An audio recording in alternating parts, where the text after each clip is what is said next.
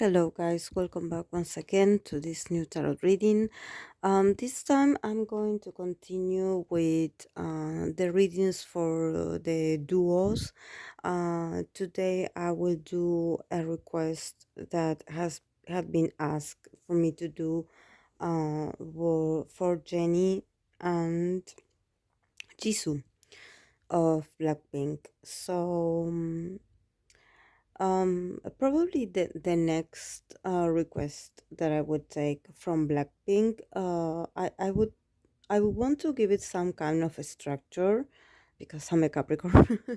So like I'm seeing like a lot of requests about Jenny with this and Jenny with the other, and I feel like the most refreshing that I did was, for example, um Rose and Lisa. So maybe I would like to change things up, and the next one probably would be Jisoo with or either Lisa or either Rose. I don't want to keep repeating Jenny because, like I said, I have done readings about her pretty often, so I don't want to dive in again in her energy, because it's like it's too invasive. At least that's the way I feel it. But nevertheless, let's do this with when it comes to Jisoo and when it comes to Jenny. So let's start on the left side, the pile that there is there. It's Jisoo's side, and Jenny is on the right side. So in the part that belongs to Jisoo, we have the Eight of Swords, the two, actually not the two, the High Priestess, and the Four of Cups. So let's talk a bit about how she feels about Jenny and how she views Jenny. Um, it's really interesting. This is why what I was referring to when I said that I try not to do so much Jenny related readings because I can see here that actually Jesus' perception of Jenny is very similar to Lisa's perception. For example, I remember I did them too the last time, and she has almost the same perception as for Jenny, in the sense that she sees Jenny like stuck in a never-ending drama, or that she is constantly obsessing over something that she feels that she has no control over, and that leaves her totally powerless. And this is how Jisoo views Jenny. That Jenny feels a bit powerless about everything around her, about what goes on around her. And actually, she's very surprised by this because with the High Priestess here, the way Jisoo views Jenny is that actually Jenny is very powerful, and that Jenny has a lot of inner strength, and that also Jenny is someone that is a great keeper of secrets. I think she believes that Jenny knows a lot of things about important people, or that she somehow knows things about people. So I believe that Jisoo thinks that if Jenny would want to fight back against this situation, she could potentially have a lot of information to present in a way to defend herself, or maybe to use it as a way to threaten the other people or the other side or the other part. So, but at the same time, she doesn't feel like strong enough to do it, at least not yet.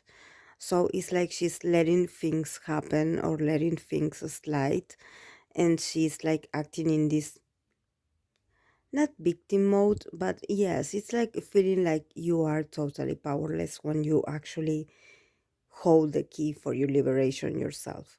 But at the same time, I believe that there's an element of caring here with Jisoo. I think that she definitely has feelings for Jenny. I think that she feels really sorry for what Jenny is going through, but she At the same time, she feels really sad for Jenny. It's almost like if she's sharing this burden that Jenny is carrying. Um, like saying like you don't have to sacrifice yourself alone. Like I'm here for you. Like so probably this also has to do with this high priestess here because like I mentioned before that Jenny knows secrets about other people. I also think that this represents Jesus' energy as well. I think that Jesus knows Jenny's secrets, and it's like she knows, like she has a kind of very close relationship with Jenny, or that somehow she is like the confidant. She's like a confidant for Jenny, like someone Jenny goes to and tell her about all her struggles.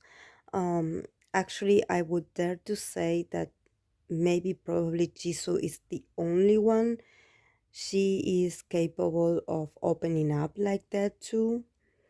So this is why I think that also Jisoo has there's something about her personality that it's very soothing, that it's very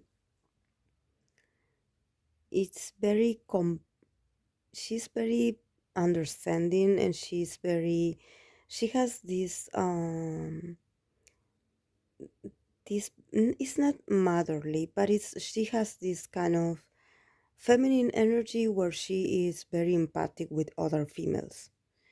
It's like she has a lot of female friends because it's like she understands what it feels like to struggle as a woman.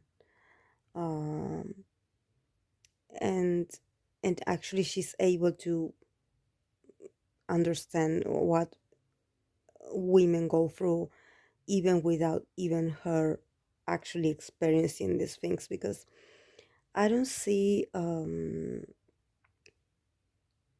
don't see Jisoo like actually having a lot of experiences, when it comes, for example, to relationships or heartbreaks or something really traumatic, like, for example, pregnancies or marriage or stuff. But somehow there's a kind of wisdom about her. It's like she hasn't experienced those things herself, but it's like her soul remembers. It's like she is very deep. So maybe she in other life was some kind of priestess in some kind of religion, because there's something very magical about her. Um, and she definitely can empathize with, can uh, like relate to Jenny's struggles without her actually being the one that is experiencing it.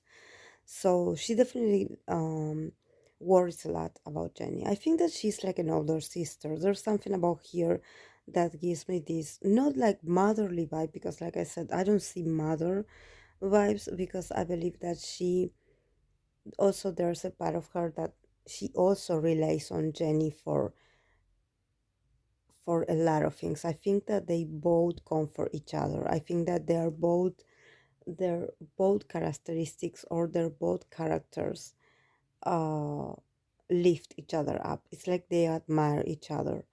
Um Even though I know that Jisoo is a Capricorn as well as Jenny, but I think that Jisoo has a moon in Aquarius and her energy is very Aquarius, like for me at least. And she is like she has this Capricorn strength in the sense that she's really hardworking, but at the same time, there's something about Jisoo that is like, it's like she's different. It's like I believe that her head is on the clouds. Like she just wants to have fun. She's just someone that is really friendly and open. I don't see her like being this really like very Capricorn boss bitch energy. Actually, I see her more like the kind of women that actually doesn't like to compete with others, that actually she likes to be friends with everyone, and that she is not she doesn't give me Capricorn vibes. I think that yes, she will put the effort and she will put the work, but she will not be like merciless, like being this very greedy and going after you and like fighting for the first place. You know, she's not competitive at all. I think that there's something like really new age about her, something like really hippie about her. Like this is very Aquarius energy actually. Is that she doesn't pay attention that much. She tries to. I mean, sometimes I think that she laughed at herself because she's like, oh my God, I didn't pay attention to this. And something important was happening and I didn't realize because it's like her mind is elsewhere and it could be anywhere. So it's like she is not that focused. It's like she is a child of the universe. She doesn't belong to a specific place. She just flows with life and with situation, which is very cute. I find it really cute. I find it That's why I'm amazed by her qualities of being like this big sister, like this kind of a presence where she is not going to be judgmental, she's not going to be patronizing you, she's going to be really accepting. And I think that we need more females like this. So when it comes to what Jenny thinks about Jesus, she has the seven of Pentacles, the Nine of Cups, and the Two of Swords. So yes, I think that Jenny definitely is very observant of the other girl's potential.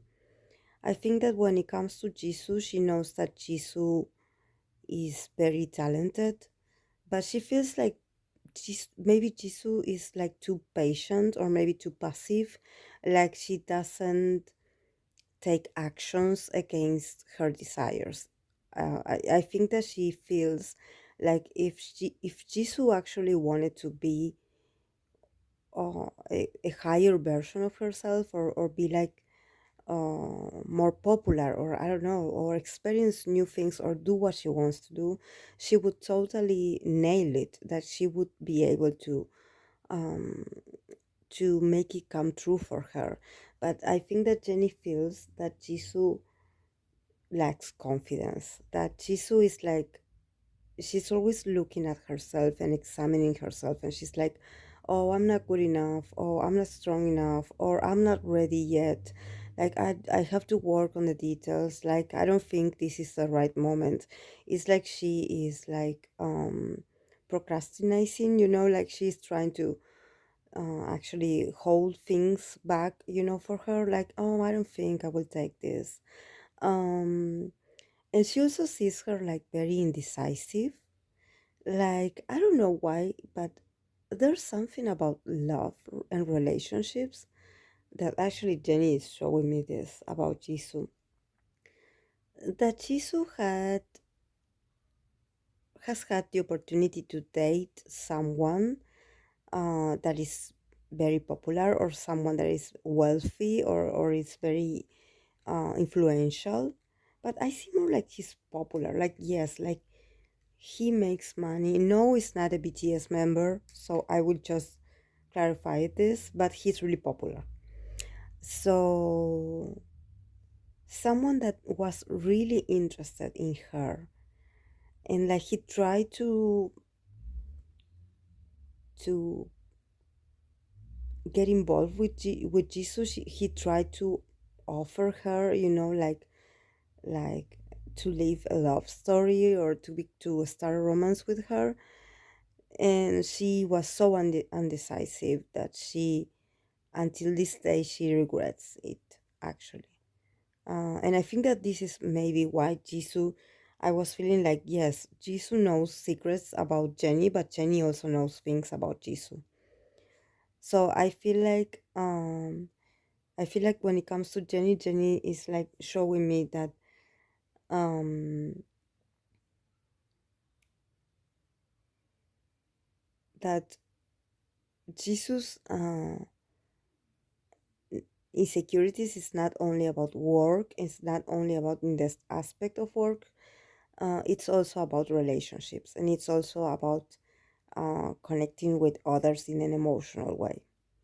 I think that she's afraid. There's something about her that she's afraid of getting hurt or something like that. So it's like, and also I think that there were other suitors. I think that he had other candidates. He's not the only one, but I think that he was a memorable one because he was very persistent and he was acting like a gentleman, and that I probably sensed that he had a lot of water influence in his chart because I see him like doing these romantic gestures or being romantic or looking or having this appearance of being this romantic guy. So, but I will not give more details because then you will end up asking who is this? Maybe it's this, maybe it's this one. Like, come on, guys! Like it was an experience. It was in the past. um so let's not get too conspiracy here. But definitely Jisoo has this, like this view of Jisoo of not knowing exactly what to choose between her heart and her mind. She's like stuck. It's like she needs also someone that can, like, being there with her and being like, oh, you should do it, like always trying to push her. And probably this is what Jenny does also for her, to be like, you should do it, you should be more spontaneous, you should really, like, be more active, you shouldn't be afraid of what other people think. Like, Jenny is very like that. Jenny also has a Mercury in Aquarius, so I think that they definitely have like very Aquarian kind of and very rebellious kind of conversations, where they're planning in their heads or they're having conversations about how to be rebel or how to do things differently, and probably then they joke about it and then they end up not doing anything, not going with the plan, because actually they are Capricorns, and that Capricorn, we value our jobs a lot. So despite of them having this Aquarius influence, at the end of the day they are Capricorn and they do care about their professional image and they do care about their job. So I think that they, at the end of the day, they can have the craziest stories and plans and conspiracies, but at the same time, at the end of the day, they just go back to work. They just do what they do what is they are told to do, because they are very responsible. So the cards that came out for the overall, it's the Knight of Swords, the Three of Pentacles, and the King of Pentacles. So yes, they definitely want to work. I think that this is also what they talk a lot, and I think that they communicate a lot through this, and they are able to also uh, release a bit of their frustration. I think that when they talk to each other, they're able to be honest, and they just let themselves be, speak about what really angers them, and what especially I think that Jenny probably is the most like confrontative, in the sense that there's someone that she doesn't like, and I think that they both agree that this person is the reason why they are not working, or maybe it's not that they're not working, but that the amount of content, or maybe um whatever stagnation or whatever uh um like a stop moment that they are having, like this feeling of feeling stuck, when it comes to being creative.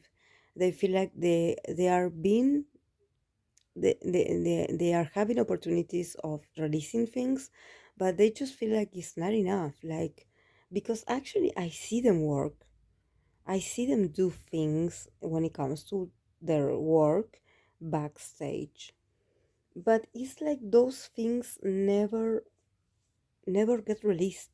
So this is why I think that uh they are very angry at someone that I believe it's a CEO, because it's the king of swords, which is someone very influential and someone with a lot of money, that he is has the power. But I think that since I see him like with these swords around, I believe that they are waiting for this person to get justice on them. Like they are like, oh, I wish karma would go on him. They are like expressing their anger toward this man, and they are like, oh, I hope that he gets what he deserves, or I hope that the law falls on him, like I hope that he gets what he deserves, because it's like they see him like not only the reason why they were so inactive, or maybe why they couldn't move on the way they wanted to, or maybe the direction they wanted to take, he wouldn't let it happen. I think that there were aspects about this person that he tried to that he tried to give this image of him being really partial, of him being really neutral, of him being the voice of the truth, the voice of reason, the voice of the person that knew the best, the knew best for everything in life. He knew about everything that he had experienced, everything, that he was very knowledgeable, and of course that he has the resources because he is a CEO. So, but at the same time, I think he had done a few illegal things, so to say. I don't know why, but I think it's illegal and unethical things that they are hoping that these things would eventually come out, and that he would get what he deserves, or a certain kind of karma. So I think that they're waiting patiently, so that they can set themselves free a bit from being related to this person, because I think that I don't know who this person is, but I know that he is pulling the strings when it comes to them, especially when it comes to Blackpink. There's something about that group that he feels like they are his creation. No one else is his creation. So it's like he's very possessive of them.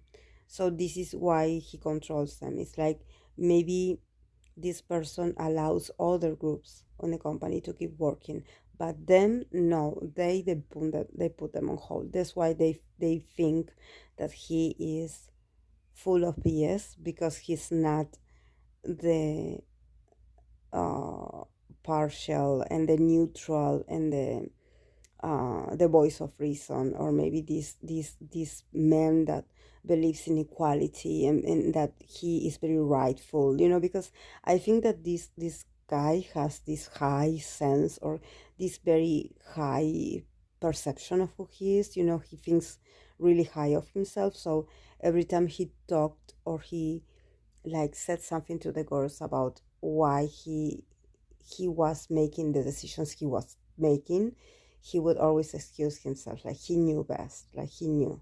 So, and I think that there's them talking about him like he didn't knew anything, like judging him, or actually being like, we don't like him, or something like that. So this is all I see for them.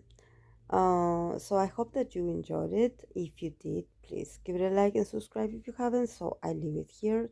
Thank you guys for being here with me. And I always read your requests. So if you want to leave your request or your feedback about what you think about the reading, I truly appreciate your support. Thank you so much. Bye.